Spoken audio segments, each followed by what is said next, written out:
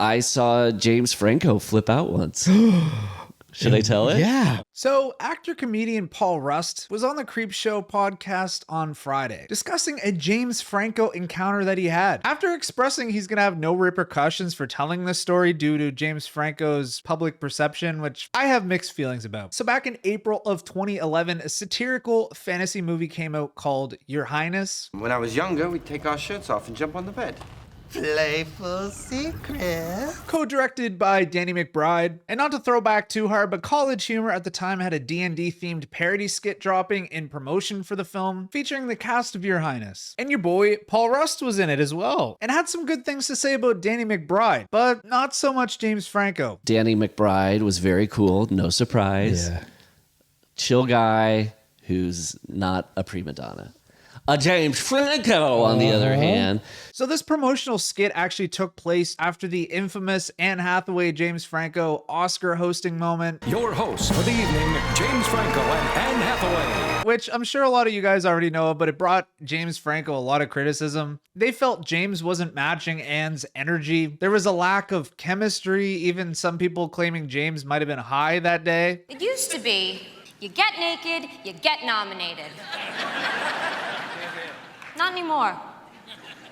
Not anymore. 2 days after he had hosted the Oscars. With Anne Hathaway. Yes. So he was upset because the reviews were not good. He was in a bad mood.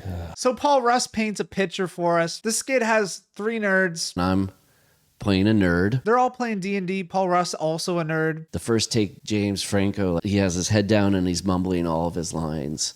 And it's unusable. And the director comes over. He says, like, what was that? What are you doing? So immediately the director is upset over James' performance. The guy's mumbling. He's apparently looking down. He's not showing too much enthusiasm. And James isn't happy. And that makes James Franco more upset. And James does another take. The premise was each person picks their character and goes, my character's Skibby the Great, and he's a warlock. And apparently because James was upset with how the director felt about his acting, he decides to go completely off script this time. And so he starts doing ad-libs about other things that people say about James Franco. So he goes, but in the mumble voice. So he's got his head down and he goes, James Franco was high on heroin when he was hosting the Oscars last night.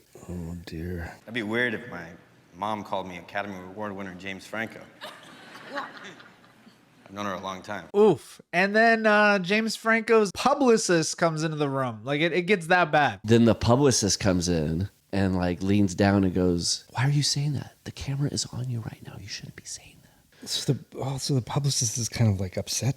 Yes. Like I said earlier, I think James is already stressed from the whole Oscar fiasco. This was 2011, folks. If you had a nip slip or you looked high during some kind of award show, that was breaking news. But now this is where James gets aggressive. On the third take, he starts angrily calling everybody nerds, and not in a comedic way. So he goes, well, what about it? And he looks to me and the other actors. And he's like, you nerds, you fucking nerds. Oh.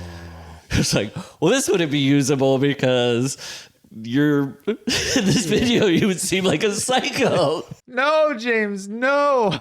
James is clearly not in the mood to be on set. And not to go in like defense mode here, but this is his job and we all get stressed at our jobs. Not every gig's gonna work out for James. It's like going to a new career every time you hit a new set. But this is how Danny McBride handled James' aggression. Danny McBride is like a sweetheart. Yeah. And between takes, he's saying to James Franco, hey, and if you don't want to do this, you don't have to do this. Like, I don't want you to feel forced that you have to do this. Yeah. Poor Danny McBride, that's all I have to say. It's all over. James has reached his boiling point. The kettle is whistling.